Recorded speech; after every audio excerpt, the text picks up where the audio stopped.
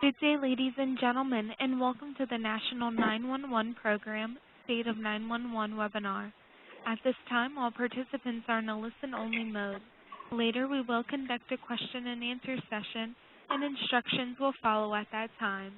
If anyone should require operator assistance, please press star then the 0 key on your touch-tone telephone. As a reminder, this conference call is being recorded. I would now like to introduce your host for today's conference, Colby Raxel. Ma'am, you may begin. Hello, and welcome to the 5th installment of the State of 911 webinar series being presented by the National 911 Program. My name is Colby Raxel, and I am support for the program.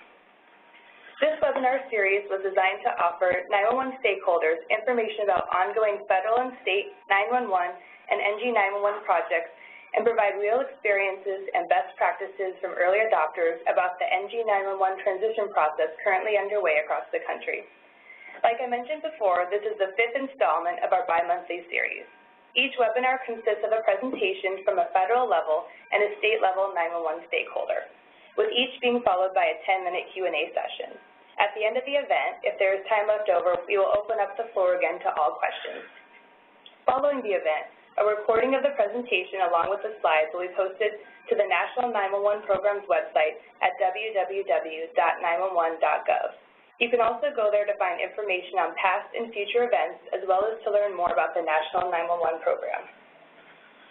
We will begin today's event with a presentation from National 911 Program Coordinator Lori Flaherty and Alexandria, Virginia Police Department Deputy Chief Eddie Reyes.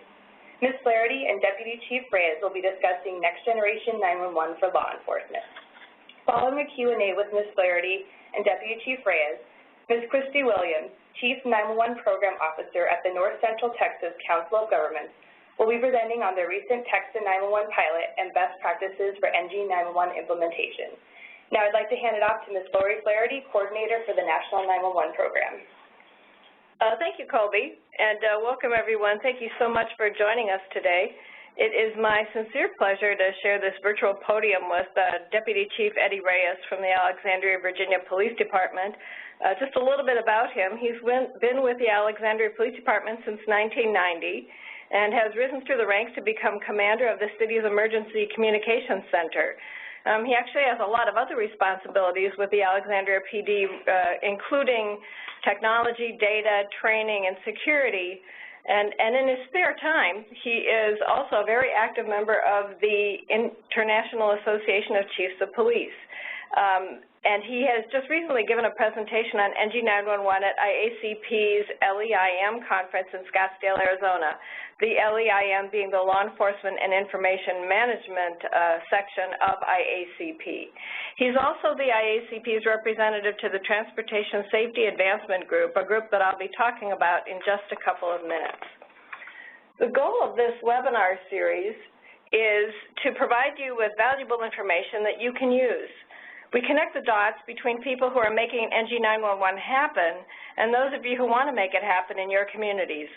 For those of you who aren't familiar with the National 911 Program, it was created by Congress as a point of coordination for 911 activities among all 911 stakeholders and also to provide information that can be used to improve the 911 system.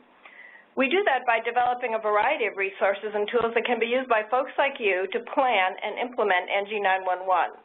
Things like this webinar series or other tools that we've either produced or collected, things like guidelines for state legislative language, model state 911 plans, grant information, and benchmarking data. We're regularly adding new and valuable information to our website at 911.gov. Today we're going to talk about what we've done recently to help engage first responders in supporting NG 911. Specifically what we're doing to actively engage leaders in law enforcement.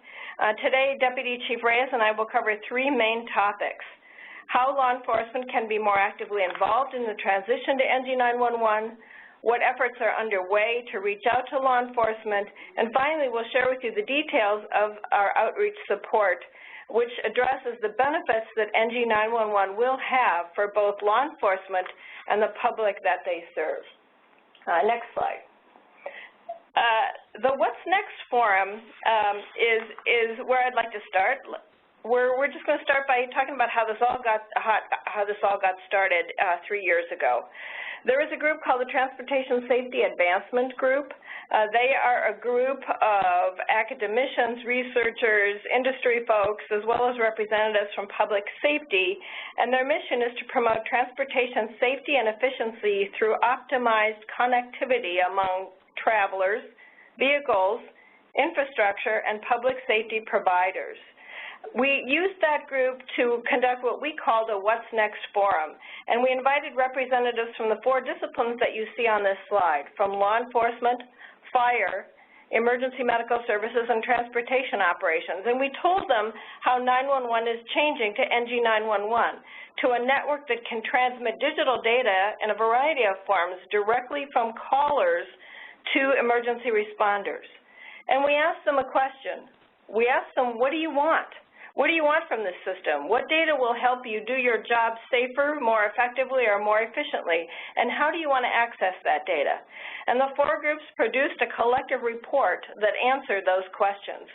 This effort was funded by the Research and Innovative Technology Administration, which is also within the U.S. Department of Transportation, and it was co-managed by RETA and the National 911 Program. If you're interested in either the TSAG or their final report, I suggest you Google TSAG, and there you will access information about the group as well as that final report. Deputy Chief Reyes was the IACP rep to the TSAG, and together we've worked to bring the voice of law enforcement into the NG 911 discussion. Next slide. You can see from this list that there were a number of first responder groups that were involved in the What's Next forum. It was really developed to make NG 911 more valuable to all the first responders by getting their input on how 911 can help them achieve their own missions.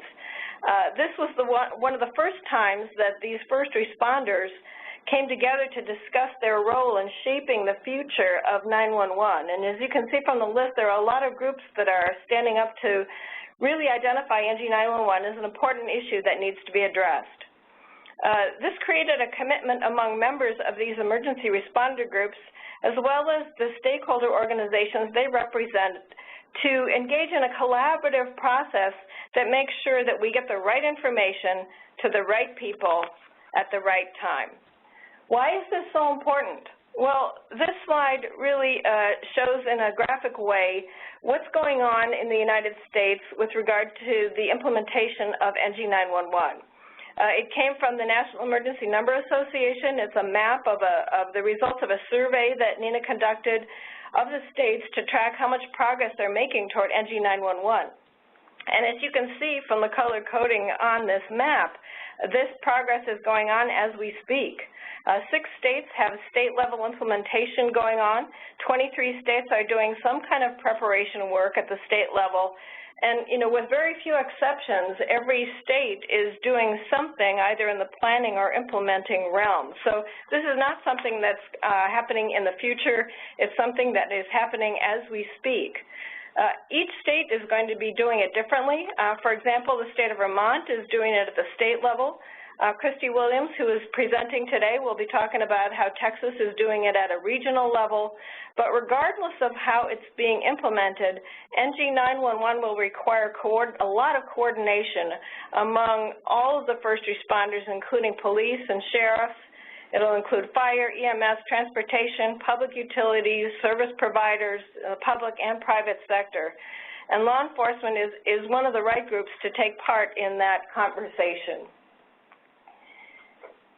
After the TSAG report was completed, the National 911 Program continued to work with people like Deputy Chief Reyes to support efforts to bring more information and awareness about NG 911 specifically to law enforcement. We chose law enforcement as the first stakeholder group for a couple of reasons. Clearly, law enforcement is one of the largest end users of the 911 system, but law enforcement also manages more than half the PSAPs nationwide. So if they don't buy into it, it isn't going to happen. In fact, according to a recent FCC report of PSAPs that you can see on this slide, nearly 65% of all PSAPs are managed by law enforcement. That gives them a significant opportunity to be involved and be supportive of the changes that are going on and updating of the current 911 system to a digital internet protocol-based network of system of systems. But while 911 function is often housed within law enforcement and law enforcement may be involved in managing the 911 system, their familiarity with NG 911 is sometimes limited. The capabilities of NG 911 and how it will change information flow from the public to emergency responders is really expected to help law enforcement a great deal. But law enforcement leaders may not currently be aware of that. So we undertook a conscious effort to engage them in this discussion. 911 has always been a hub between the caller and emergency responders.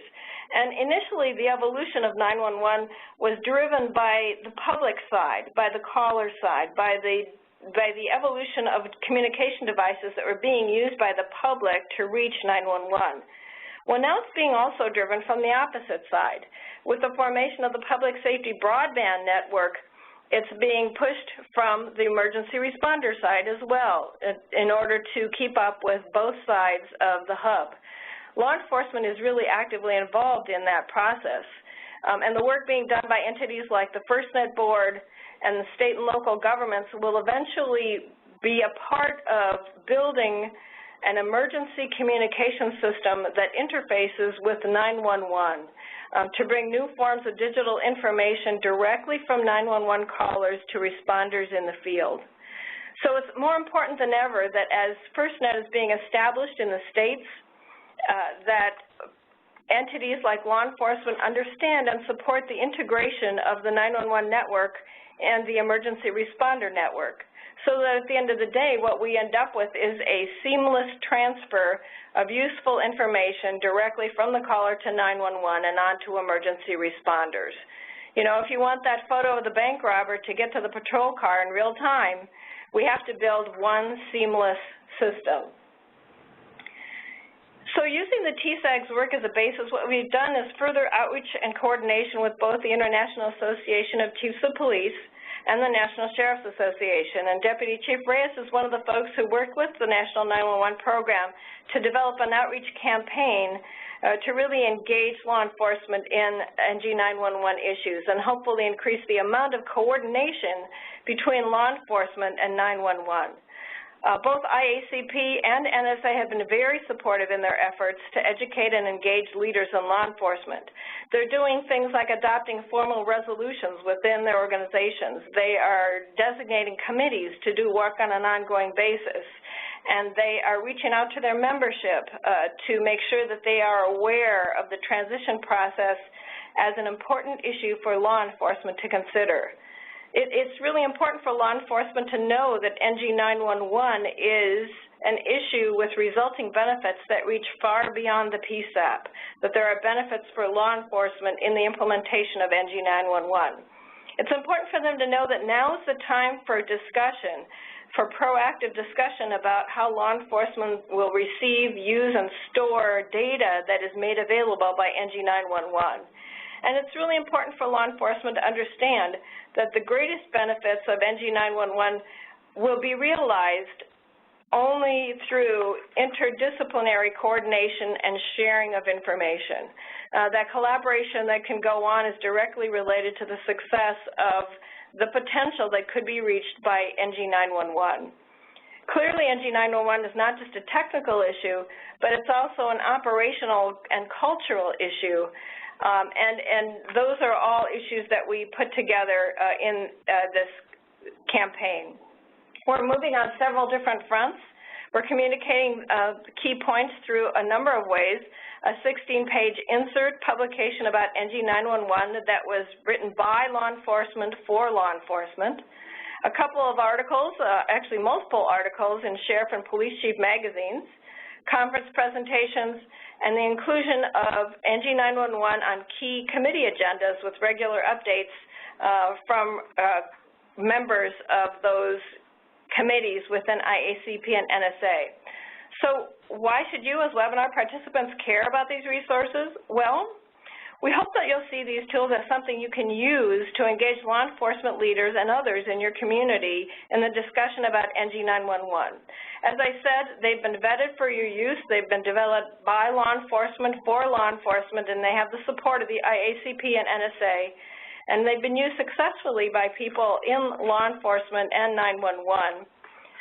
So they are here for your availability and for your use. Through our efforts so far, we've reached more than 100,000 law enforcement leaders, including sheriffs and police chiefs across the United States. And just to give you one example, I know in the state of Michigan, they have used the publication as one of their tools in really bringing people together to figure out the system plan for NG 911 in the state of Michigan. They're considering a formation of a governance structure that will allow and require the State 911 Office and the Broadband and Interoperability Office to work together to make sure that they end up with a seamless system. They presented their model at the NSA conference just held in Charlotte in June, and they have used the publication to highlight in a completely non-technical way the benefits that NG 911 would have for law enforcement and the public they serve. I invite you to think about how your agency might use the publication as Deputy Chief Eddie Reyes gives us the details of its content. Eddie, the floor is yours.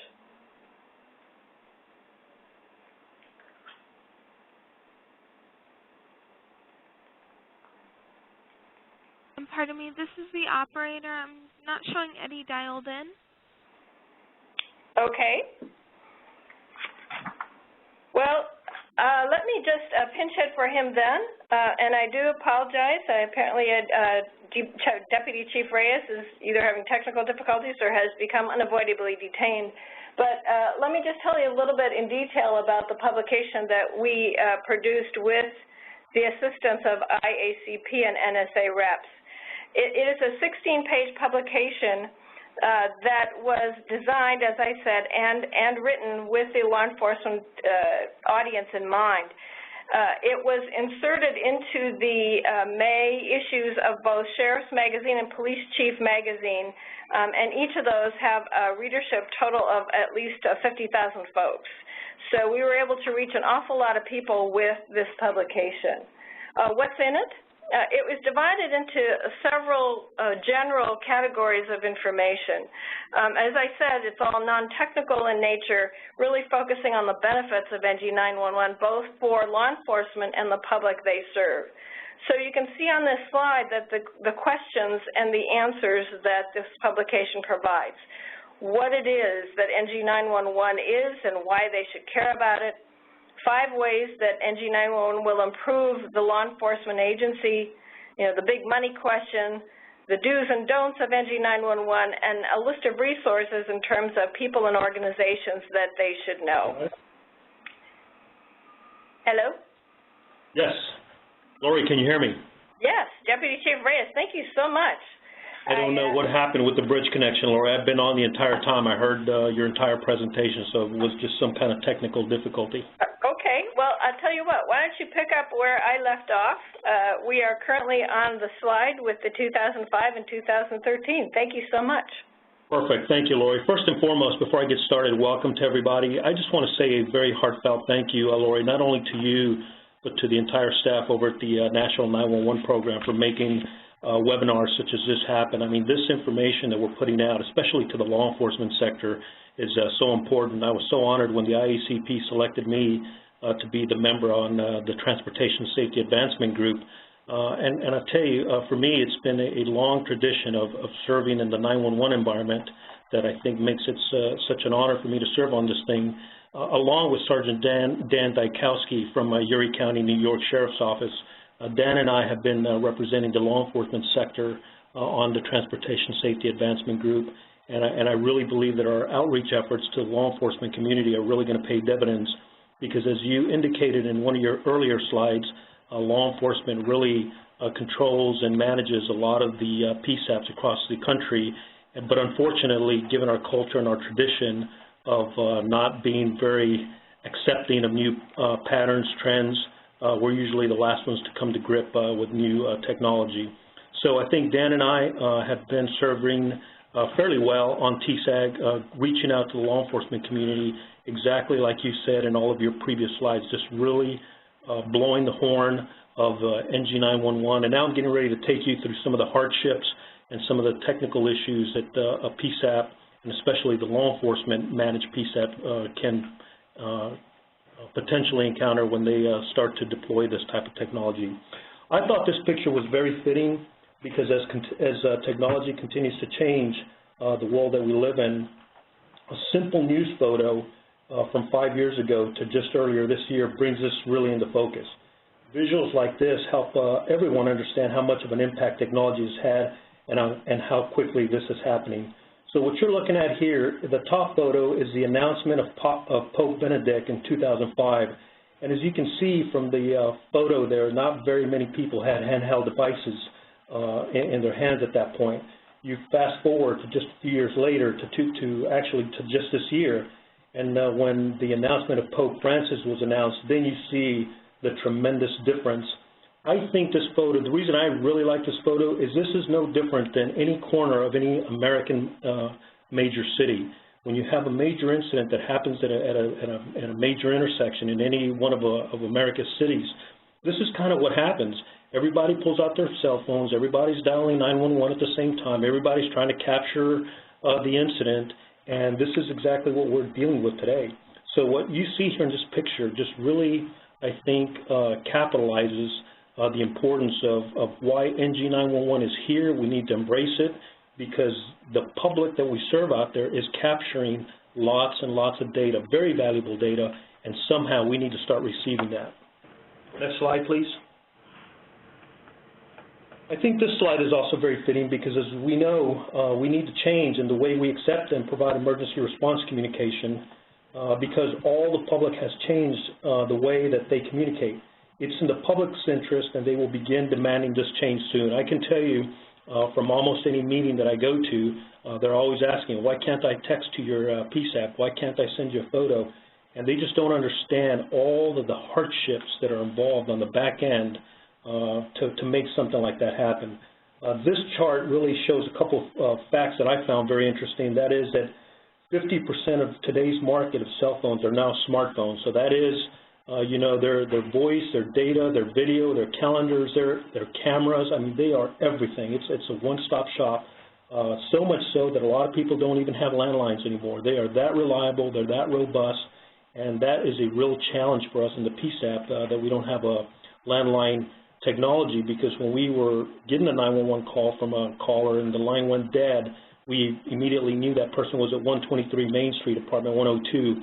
Now when that wireless call goes dead for whatever reason, battery, you know, against their will, whatever the reason is, it's very difficult sometimes to isolate that person as to what their exact location is. As you can see, smartphones use has grown 38% just in the last year. So from 2012, from 11 to 12, smartphone usage grew 38%. That's a significant leap in the growth of smartphones, so much so that today 2 out of 3, you know, when you talk to the industry and the vendors, they'll tell you that 2 of the 3 new phone purchases that are out there are in the form of cell phones. Next slide, please. This slide also is very telling because this is the public that we're serving. As you can see, obviously, when I need to call my son or my daughter to come and have dinner, if I yell at them or if I call them on their cell phone, they won't answer. But if I send them a text and say dinner's ready, they will quickly run down and they'll come and eat. And this is just the public that we're serving today. The 13 to 17-year-olds are texting all the time about everything. And those are also the people that are calling 911 sometimes. And as you can see, the numbers drop off based on age, but that chart, I really believe in the future, is going to start to level off, and you're going to see the older generation. I know of some, you know, my mother, some grandmothers included, are already starting to text and starting to pick up on that pattern and that trend. And sooner rather than later, text into 911 is going to become a new norm, a new reality, and we just, in the law enforcement environment and arena, we need to start ready to embrace that. Next slide, please. All right, this, as we see it, really is going to be an enhancement for officer safety.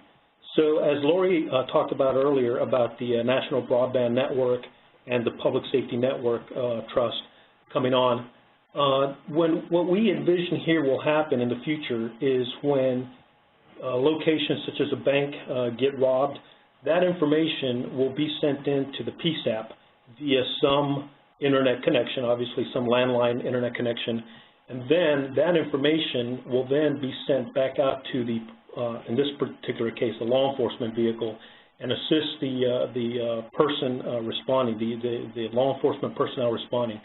Here, as you can see, the simulation in the middle picture there is the officer driving to the scene of a bank robbery and getting a very good description of what the person looks like as he or she is driving to the bank. I can't tell you how valuable this will be. So obviously this simulates a landline connection, but this is the type of information that a wireless device would also be able to capture and send back to the first responders. Next slide, please. This really, as I see it, is the most powerful slide for law enforcement, and that is the availability of instantaneous information. Here, what this slide will tell you is that a victim is being robbed of her purse. She's quickly capturing a picture of the suspect as he's running away, sending that in to the PSAP, and then the PSAP is able to send that to the responding officers. I can't tell you as a first responder to many of scenes like this how many times I probably drove past the suspect en route to the victim, not knowing what the person looked like other than a vague description, white male, blue jeans, and white T-shirt, and I passed 15 of those on the way there. Now I will have a very articulable photograph on my mobile data terminal as I'm responding to the scene, and obviously making apprehensions and case closures much more successful for the law enforcement environment. Next slide. I don't know about you all, but in our region here, there have been many examples where people have been held against their will. In one extreme case, the victim was placed in the trunk of her vehicle, held against her will, driven around the National Capital Region, around the Capital Beltway, and she actually had a phone and was calling on by voice, but unfortunately she couldn't tell us where she was at because she couldn't see. But that is a daily occurrence where people need to call the police, need to call first responders, but unfortunately they can't because they're either hiding under a bed or there are abusers nearby, and so the best way that they can get help is just by silently sending in text.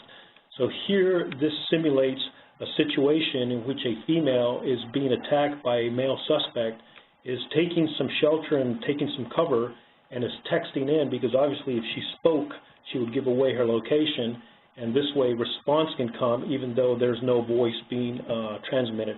This, I can tell you, is going to be a significant enhancement and a significant safety for the public once this capability arrives at our PSAPs, because this is a pretty common occurrence. Next slide, please. I know we're here talking about the law enforcement environment today, but I would be remiss if I did not acknowledge the huge benefit that this would bring to the medical and the fire and EMS community as well.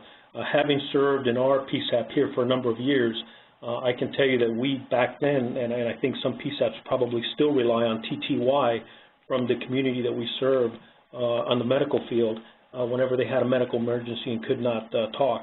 Well, now every single cell phone becomes a TTY machine, and that's the value of this type of technology. Instead of having expensive proprietary-based technology at home, when you move, you have to have it reinstalled, so on and so forth. Now, basically, every single cell phone becomes a TTY device, and so anytime a person has a medical emergency that they cannot summon for medical assistance by voice, they can very quickly summon for medical assistance by text, photo, or video. And so this is going to be a huge advancement and enhancement to the medical community as well. Next.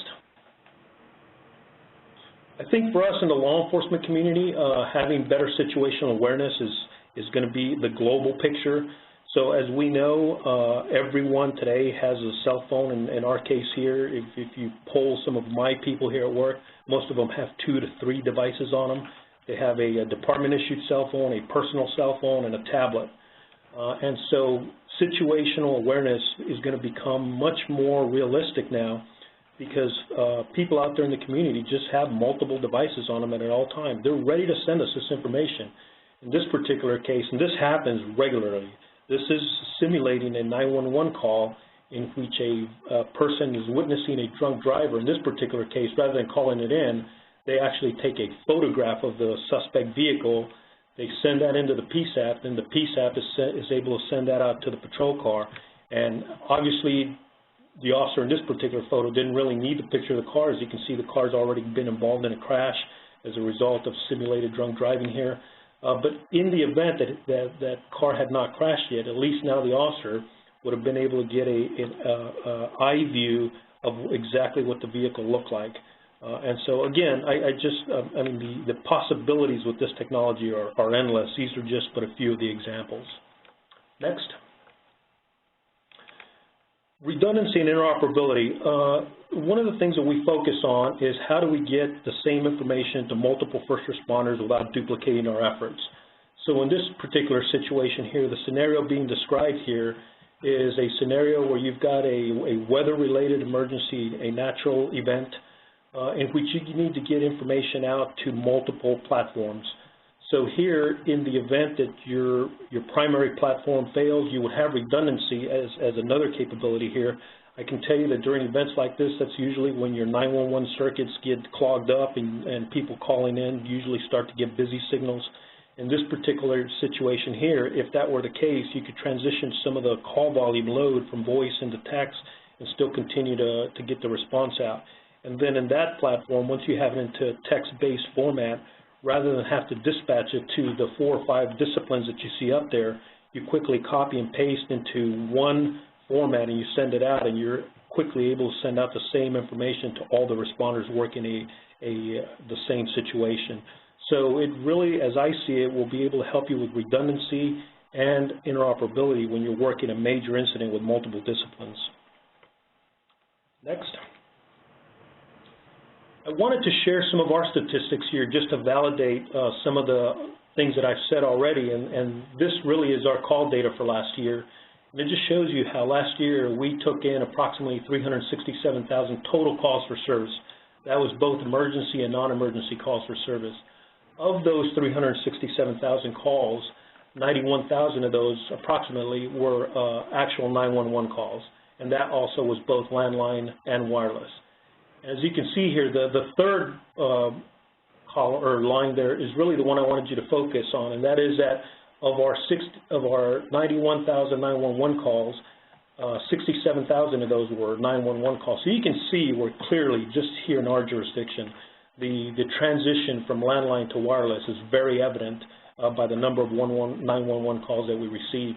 And a lot of those callers, I can assure you, had captured photographs and video and probably could have sent us additional supporting information via text had we had the capability here. And of those, you can see the fourth line is another very telling line for us because of the total 367,000 calls for service that we received last year. 51,000 of those actually turned into a call for service. And so what's alarming about that number is you can tell we're only dispatching about 51,000 times per year from the total volume of 367,000. And for someone that's not in a PSAP environment would ask, well, that's got to be wrong. That's such a huge difference. Well, that validates the point of a single incident can generate sometimes up to 20 calls from 20 different observers of the same incident. And that's why you have so many calls for the same incident and why that total number is so big, and we're only actually dispatching on about 51,000 of those.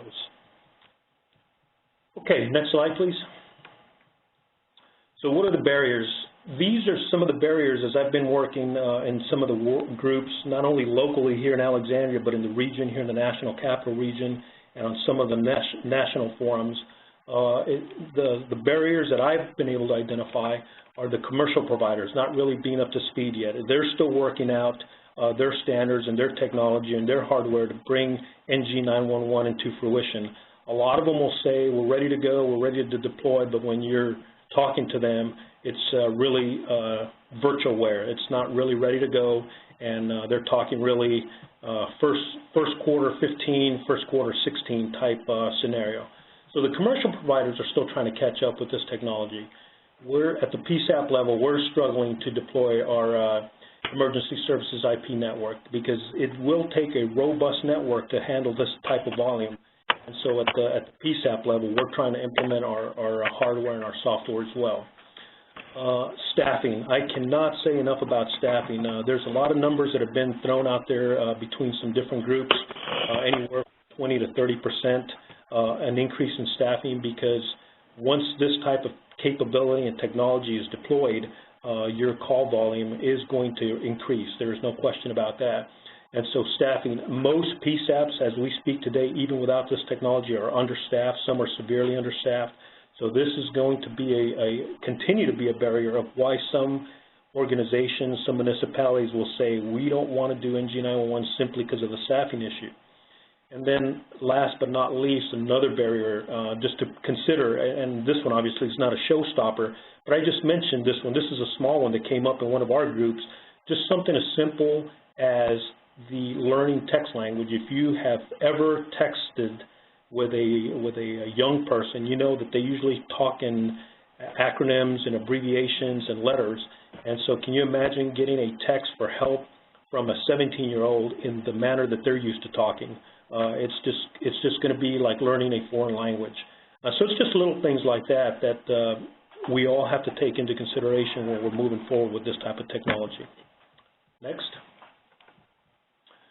So if you're looking into doing this and you're a law enforcement agency, this is some of the things that we've been telling chiefs and sheriffs across the country as Sergeant Dan Dykowski from Erie County and I travel and talk to chiefs and sheriffs and department heads.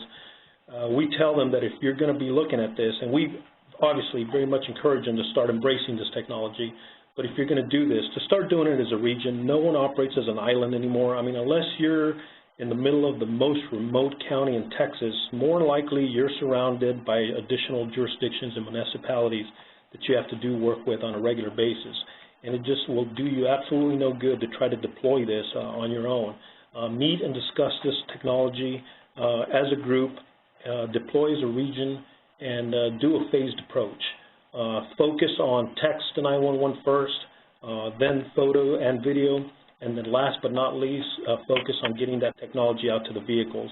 I think one of the showstoppers, some of the failures for some of the deployments have been that some people have wanted to do too much too fast. Here in the National Capital Region, I can tell you that our approach has been very much a phased approach. We're going to start focusing on text to PSAPs first, get that stabilized, get that working, and then move on to the next phase, so on and so forth. But we're certainly not going to try to do all things to all people at the same time. The other thing is, as I mentioned earlier, all of the carriers are not ready to deploy this type of technology. One of the civil liability issues that I have identified has been that if you deploy with just a few of the carriers that are ready to deploy, the perception in the community will be that all smartphones will have this capability. And so when someone's trying to get help and they think that their carrier is NG911 compliant and it's not, I can foresee some civil liability coming out of that. So the important thing here is, again, in a synchronized, coordinated manner, working in the region, also working with the carriers to make sure that they're all ready to deploy before you embark on this type of technology. The general consensus amongst PSAP managers is that a web browser approach is the best approach because it provides the best functionality for an NG911 environment. There are different formats and standards out there. I can just tell you that standards is going to be a big issue, so just make sure that as you're talking in the region that you consider all the different approaches and standards, and the web browser approach in our region happens to have the best amount of traction. Next. So what can we as law enforcement do? For those of you that are listening that are from the law enforcement environment, just help us embrace the change. I mean, I know I speak very much from the heart when I tell you that cops hate change, but this is one change that we need to embrace. We need to become agents of change. And if you're a decision maker in your municipality, in your region, just start to embrace this. It's coming whether or not you want it, and so the best thing that you can do is start to move forward with it. Start to promote it within your municipality. Start within your own organization. One of the things I try to do here internally, anytime I get an opportunity, I talk about NG911 at staff meetings, because it's like the ostrich in the sand here. Some people still are in disbelief that it's coming, so I just continue to promote it internally as much as I can, and then within the city whenever I can.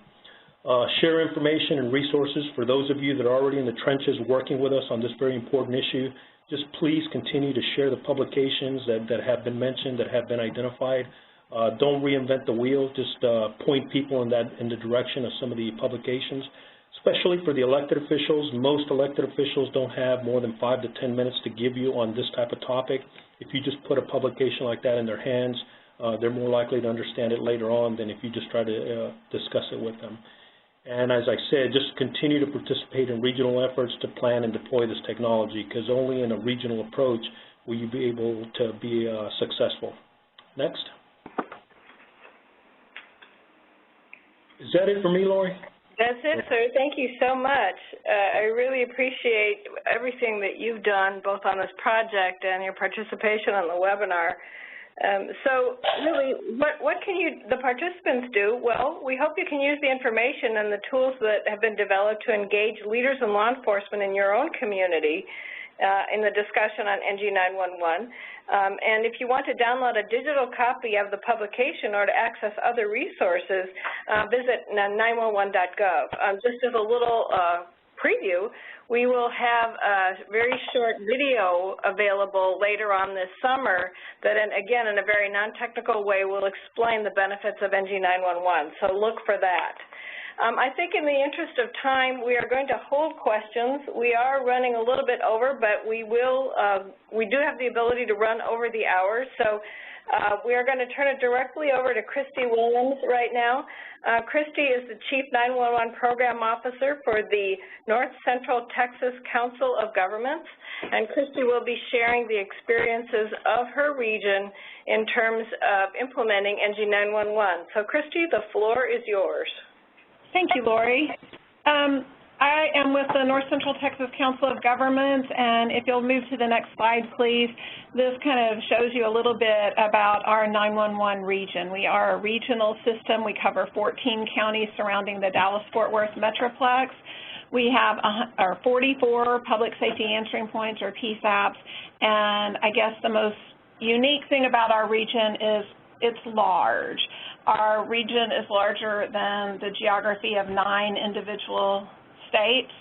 It's 12,800 square miles, and our population is 6.8 million, but our 911 program only covers 1.6 million of those. Some of our 44 PSAPs are metropolitan, and some of them are extremely rural two-position PSAPs. Next slide. This is a map of our region, and if we drove to each of our 44 PSAPs and just waved, didn't stop, we would travel almost 700 miles, and it would take us almost 17 hours if there was no traffic in the Metroplex on that day. So it's a big region, and the people within the region are very different. And so as we move towards next generation 911 solution, we have to make sure to meet the needs of a very diversified public. Next slide, please. Our program provides all that is 911 to our citizens and our PSAPs. However, we do not cover things such as CAD and radio, and we do not employ the 911 telecommunicators. So we're just taking care of the 911 system. Next slide. Our staff, we are blessed to have a fabulous staff here in our 911 program, and since we started our next generation implementation, we've done a lot of staff changes, and today we are broken up into a technical team and an operational team with just a couple of us working on the administrative side, and that's been a very effective change to our staff. Next, please. Being a regional system, when I started here, and I did start with the COG in 1991 before we had implemented 911 services. I got in on the ground floor, was in charge of public education and training back then, and I can remember thinking what a burden it was to be a regional system because my counterparts throughout the state and throughout the country had one PSAP to deal with, and they could do things one way, and it just seemed so much easier. Well, fast forwarding 20-plus years, now I just feel so happy that I'm part of a 911 regional system because, as the Deputy Chief mentioned, islands are not the way of NextGen 911. NextGen 911 is really designated or designed to show benefits through a regional system. So I'm pleased to be part of a regional system. I know that I have great purchasing power, and my staff doesn't have to wear 18 different hats. I can have them specialized, and they can really become subject matter experts in their area of expertise. And I have a lot more resources and knowledge base than other people have the ability to have on staff. So I know that we're in a really good place, and this is the reason that we're able to be early adopters and providing the most up-to-date system for our citizens. Next, please. However, when we started our planning for NextGen back in 2007, you can't just become an early adopter because it's a cool thing to do, and it's very difficult to sell your administrators and your elected officials on the widgets and the pie in the sky. So you really have to talk about why you need a new system today. And the limitations that we had in 2007 was that we didn't have connectivity with those 44 PSAPs. So we did have cases where PSAPs were in the same city, and if they needed to transfer a call to the other PSAP in the city, a sheriff's office, and a police department, that there would be issues because of ladder boundaries or tandem boundaries, and so they might not be able to get all of the 911 information transferred with the call. So we really needed the connectivity and the transferability. We also identified although we do have the TTYs and the training, that we have a lack of equal access for our deaf and hard of hearing community. We noticed in times of disaster that our contingency options were very limited. Our office is very strong into the TERT community, the Telecommunications Emergency Response Task Force. We have a staff member that's one of the co-chairs nationally and a state coordinator, but we realized that was us sending people into the emergency, into the disaster area. And while it's the best we can do right now in the grand scheme of things, we want to do better. But I think probably our biggest driver and our biggest limitation in 2007 and perhaps still today is that we're not meeting the public expectations. And you saw the pictures earlier that showed how our public has changed. The public has changed, the private industry has changed, technology has changed. 911 has not changed, and so their expectations are not being met today. Next slide, please. This is a timeline of the different things that we've gone through, starting with master planning. Planning is the most important part of getting ready for next generation 911, and we started those exercises and got a plan and migration path back in 2007, and then started releasing RFPs. We started with an IP MPLS network and IP equipment. We implemented those systems in 2008. Something horrible happened in that first 6 months in the first 6 months that we had the new system, the IP system, we had more outages and several system-wide outages than we had had in the preceding 17 or 18 years that our system had been running at that time. So that was significant. So instead of forging forward, we spent the next 2 years designing improvements for the integrity of our system so that we would not have outages. We worked with the vendors, we worked with our technical team, we worked with consultants. We did everything in our power to make things better because we knew we couldn't take another step until we fixed the problems that we were seeing. And that's just the bleeding edge part where things get tough and you have to work through things. But our system has a great deal of integrity today. In 2011, we released RFP for next-gen EZNet and the core services that go with that. We implemented that over the following 2 years and now have full implementation of our EZNet. We have a new MPLS system network, and in January we moved on to our first implementation of text to 911, and this is with Verizon Wireless in one county, and I'll talk a little bit more about that. And we also have been working on a backup network, and in our case it's a wireless network. Next, please. Our configuration, because we have 44 PSAPs, although the vendors told us we could probably handle everyone with one host and remote system, we didn't feel comfortable with that because of the potential of system-wide outages. So to mitigate our vulnerabilities, we ended up with a system where we have 4 mirrored systems, which means we have 8 hosts. And we started out, one of our lessons learned, we started out with those hosts in 4 of our PSAPs, and we had, again, multiple outages with things that were beyond our control. They were local issues.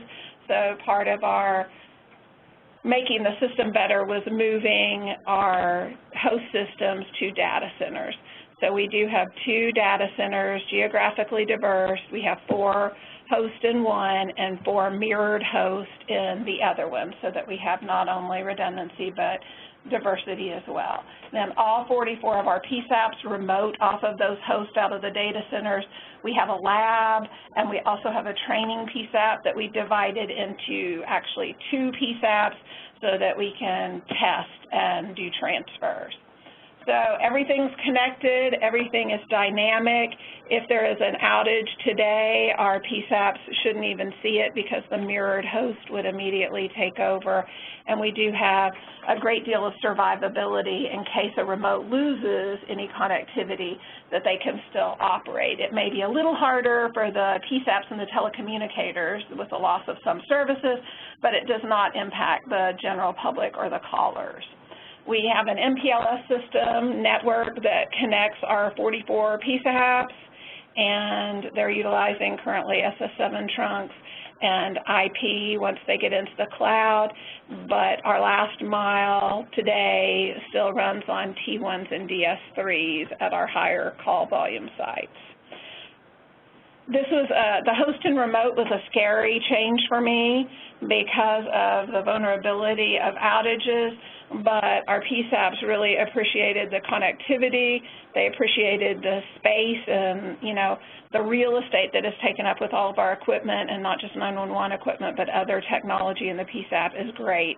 And so to save them some room and take some stuff out of that back room was very helpful to them. And of course, the biggest benefit to us was the cost savings of moving that way. Next slide, please. So in 2008, when we implemented, we decided with our master planning that we would build a foundation by building an IP network and having IP equipment. The network is going to be the backbone for everything that we do. It will allow us to add features and functionalities, applications, different things in the future. Everything will be built on this network. So we felt that it was important to do these 2 things first. In addition, it did solve those immediate needs that I sold to my administrators and my elected officials of the connectivity and our transfer capabilities. Next slide, please. We also looked at the applications that might be added in the future.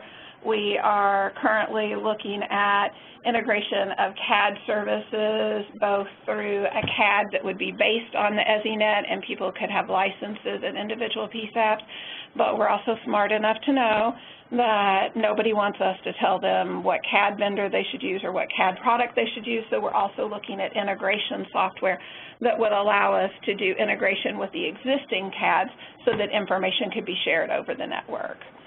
We also have a voice logger on our network, and this was a direct result of one of our oopses, and that was that when we went to a host and remote atmosphere, several of our PSAPs, because the way we did our trunking through the host instead of the remote, several of our PSAPs lost the ability to have trunk-based recording versus position-based recording.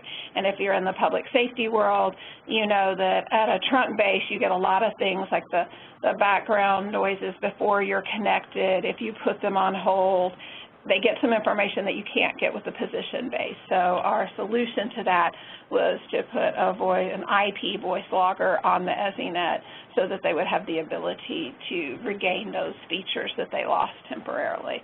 We are also looking into adding radio to the IP network as well. Next slide, please. One of the best things we did back in 2008 was we moved away from a vendor for self-maintenance or for maintenance, and we moved to self-maintenance model where we built, I told you we have that technical team, we built that team, we combined the expertise. We have some CPE specialists, some network specialists, some GIS specialists. They make up our technical team, and we contracted with our vendor to do the initial installation and to be our Tier 1 maintenance for the first year, and we built into the contract that they would work with our technical staff and train our technical staff during that time, and that no warranties would be voided with our staff working on it. And by year 2, they were totally comfortable with the system, and actually that happened in year 1, and we switched it, and our own team takes care of Tier 1 maintenance, but we do maintain a contract with a vendor for Tier 2 maintenance just because of the size of and the amount of PSAPs that we have in our region. In case there's a large natural disaster, we want to make sure we have backup. So next slide. These guys also have ticketing software, so everything can be done with the PSAP online. They can send an email, they can send a text, they can still call traditionally to turn in trouble, and everything is tracked from beginning and to end. But it's not just the maintenance of the system, but monitoring as well. You are going to have to know the health of your system on an ongoing basis, and everything we do, we try to be an early adopter, but we always have a safety net. So while we did want to take over some of the monitoring, we also wanted the safety net. So we have a contract with a vendor for remote monitoring, and I should caution you that that only means they're going to notify you, not that they're going to fix the problem. And in addition to that, we have some free and some very cost-efficient software that our staff, our technical team runs, and we have learned on average that through our own monitoring, we have been able to find out things usually an hour to 2 hours before our monitoring company notifies us. So having a combination of both is a very good, safe environment, but you should consider both options. Next slide. So one of the big areas for Next-Gen 911 is GIS, and what I tell everybody all the time is that GIS used to be a nice-to-have. We had the mapped alley in our PSAP, so in that rare occasion when there was somebody being abducted and in the trunk of a car, we would have the ability to hopefully find them through that GIS information. But those kind of situations didn't happen regularly, and a lot of times I went into the PSAPs and noticed they didn't even glance at the maps, which was frustrating after working so hard to get it there. But then a supervisor sat me down and really explained that most of the time they know their geography, the public knows some of the things, and they were able to work things out. But in the cases where they couldn't find someone, it was a very helpful tool. Well, with Next-Gen, we move away from nice-to-have to must-have, because now in a Next-Gen world, our call routing is based on GIS information. Therefore, accuracy is vital. So before NINA has a standard, as well as many of the vendors when they're putting in your core services for an EZNet, and the minimum requirement of accuracy is 98%. And the way this 98% is documented is to do an MSAG to GIS compare. And, you know, we had GIS for years, and we were pretty proud of our GIS. but the first time we ran that MSAG to GIS compare, I almost lost my lunch. It was not the high number that I thought it was. There's a lot of accuracy that will need to be worked on in your GIS system. And fortunately, GIS is something that everybody can start working on today. No matter where you are in the planning process, it's really important that you start working on accuracy, working on geodatabases and EGDMS, ways to have an enterprise system so that people can update the technology. GIS is an area that everyone can start working on today. Next slide.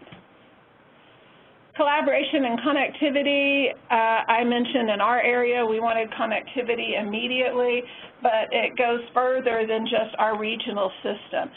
We all need to start collaborating with our neighbors, with people who aren't our neighbors but maybe have something in common with us. We need to start building relationships better relationships with our first responders, teaching them what our limitations are today, what we can offer in the future, and one of the key components that I'm so glad Lori and the deputy worked with was, what do you want? We need to be finding out what kind of information they want. Homeland security, emergency management, transportation, and even there's a great deal of third-party vendors that are out there with great new opportunities for 911 and additional data. So collaboration is key. In our area, we have several different types of 911 administration, and we're working with our neighboring districts and some of our municipalities so that as we each implement our EZNets, that after that is done, we will all interconnect so that we'll work to that network of networks that Lori referred to earlier. Next, please. So once we had our EZNet up, the next new thing was this text to 911. This was a struggle for me to come to a decision to implement because if you'll recall, I said I started out in public education and training, and text to 911 can be a total nightmare to your public educators and your trainers. So I had quite a bit of resistance, but being an early adopter and having a lot of interest in our area, we went ahead and held a risk analysis with our PSAPs and our supervisors throughout our region, and we identified all of their fears, uncertainties, and doubts. We met with deaf organizations, had a meeting where we specifically worked with the deaf and the hard of hearing and what the messaging would be and what services they wanted and how we needed to train. We had a day-long meeting with the national wireless carriers to make sure they could explain the different solutions and the timelines so that we could begin planning. And in our deaf meeting, one of the deaf representatives, when we were talking about timing, and we spoke about waiting until all the carriers had come into our region, and they just urged us, please don't wait. Anything is better than nothing. Please start your implementation to help our public today. And we had 3 individuals in the small meeting that told us very scary stories that they had experienced with 911 and life or death scenarios where the ability to text might have made a huge difference. So we did make the decision to move forward with an early adoption of this interim solution with today the only carrier that's offering in our area, Verizon Wireless. And the reasons for that I just mentioned, the public expectations, it's not just the deaf and hard of hearing. I have 2 teenagers, and they showed me Twitter or tweets and different social media conversations where the kids were talking and they assumed that you could text 911. We did a research study in our region and found that 31% of the population that we surveyed, which was aged 19 to 49, they thought we had text already. And, of course, all of the domestic violence and public mass violence that we're seeing in the schools and in public places when it's not safe to speak about to anyone on 911. So with those limitations, with those drivers in mind, we decided to go ahead and implement, but We weren't going to implement until we knew the technical side was taken care of, but we needed to make sure that the operational side was taken care of. So we had groups that met and we developed sample SOPs and best practices of SOPs, training materials for our call takers. We took in a new audience, well, 2 new audiences that we haven't historically hit hard with public education, and the first one was responder education, and we developed specific training for them that we could meet at roll call or at special meetings with our fire departments and give them the education on this new system. We also started working largely with our high schools, which typically those high school kids, they know everything and they haven't really needed our education with 911 in the past, but they are our great audience. By the graph you saw earlier, there are big users with texting, and so we have gone into some high schools and done focus groups. And one of the most unique things that we found in our focus groups is that our teenagers today, over 50% of the teenagers in one of our largest groups said that they don't use abbreviation and text slang anymore simply because of the autocorrect on their smartphones. And it's harder, it autocorrects their slang, and it's harder for them to delete and redo than just type out full words. So that was a little bit reassuring. We really like to hear that. Everything that we've done, every model thing that we've done with training, public education, SOPs, we've run it through the NENA Next Gen Public Education Committee. So they are developing very generic information that can be a template so that people don't have to recreate the wheel, and also so we'll have standards in training and education. And you can find that through the NENA website. Next, please. And that brings me to some of the limitations of the interim solutions. We're not going to be able to pinpoint your location. Today, we can only do SMS, not MMS, so no photos or videos. We can't, the callers or texters can't send messages to multiple recipients. Teenager can't have a rec and text mom and 911. Again, that's MMS. You can't use the different applications on the phones today. Texting can take longer than calling just because typing in any manner usually takes longer than speaking. And the biggest limitation is that everyone won't have the service. It's limited to the geography, in our case, the county-by-county implementation, as well as the wireless carrier. Next, please. And we understand that public education is key. And so we have some messages that we use in all of our public education materials. Calling is still the best way to contact. Text only when it's not safe to speak or you can't speak. Location and what you need is going to need to be your first text to 911. Text in full words or plain language. Don't text and drive. That's a huge one. If you want to get into the high schools, those SROs are huge on don't text and drive. That must be part of your educational message. And our slogan is 911, call if you can, text if you can't. So that's a very high-level update of what we've done with our text trial, and I'm going to close out with just some general lessons learned. Next slide. No matter what anybody tells you, you can't buy enough diversity or redundancy.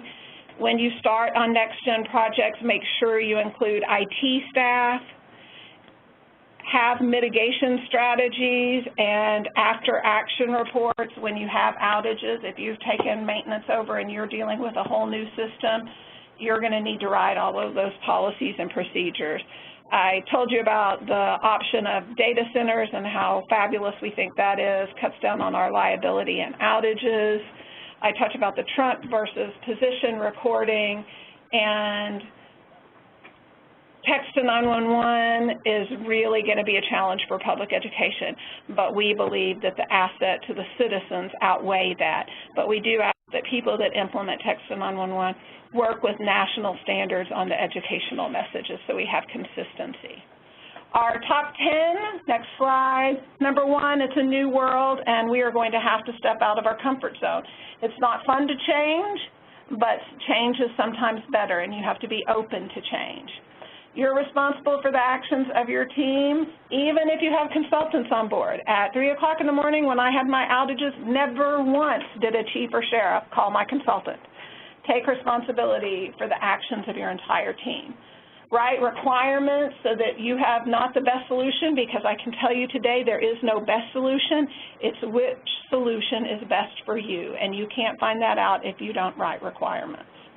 Don't believe everything you hear. If it's not documented in your contract, consider it vapor. Make sure you have a very well-defined SLA in your contract. We found that some of the most common points of failure on our network was our last mile local connectivity and the IP network itself, where maintenance is done regularly, like in the private industry, in the middle of the night. And hey, what's the big deal if we do maintenance at 3 a.m.? Well, for a 911 center, that's a big deal. Next slide, number 6, is carefully consider the vulnerabilities with a host and remote system and make sure you mitigate those vulnerabilities in advance through your plan. Locate your host equipment and data centers. Make sure your accuracy of GIS is good or great. And the biggest challenge of Texas public education and training, and my number 10 lesson learned is take your time, don't rush, do it right, plan, visit others, talk to others, look at your resources, and plan. Planning is certainly the key component. The last slide has my contact information. I am happy. I know we don't have time for many questions today, so if you guys have questions of me or want me to, I share anything we have. So if you're interested in seeing anything, hearing about anything, or getting documents, if you will email me at cwilliams@netcog.org, then I will get that information to you. Thank you very much. And I think we have time for about 2 questions. If anyone has any, press *1. Ladies and gentlemen, if you do have a question, please press star, then 1 on your touch-tone telephone. We'll pause 1 moment to see if there are any questions. Our first question comes from David Connor. Your line is now open.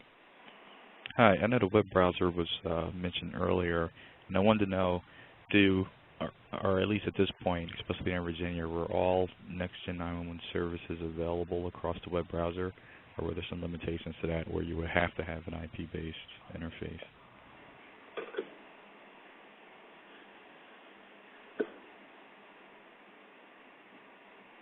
This is Christy, and we chose the next generation solution through our EZNet mainly because it was at no cost to us. We already had the licensing, but it is my understanding that if you choose a browser-based solution, that is your interim solution to get to the EZNet or I3 solution. So you do not, the web browser does not, in most instances, require the IP connections or all of the EZNet connections. Thank you. Thank you, and at this time, I'm not showing any further questions from the phone lines. Great, thank you so much. Thank you, Ms. Williams, and thank you again, Ms. Flaherty and Deputy Chief Reyes. And thank you all for attending today's presentation. We look forward to your participation in future State of 911 webinars. The next installment will be Wednesday, September 4th at noon Eastern, with presentations from David Tucker from the Vermont E911 Board and the DHS Office of Emergency Communications. Registration for this event will open up in about a month from now.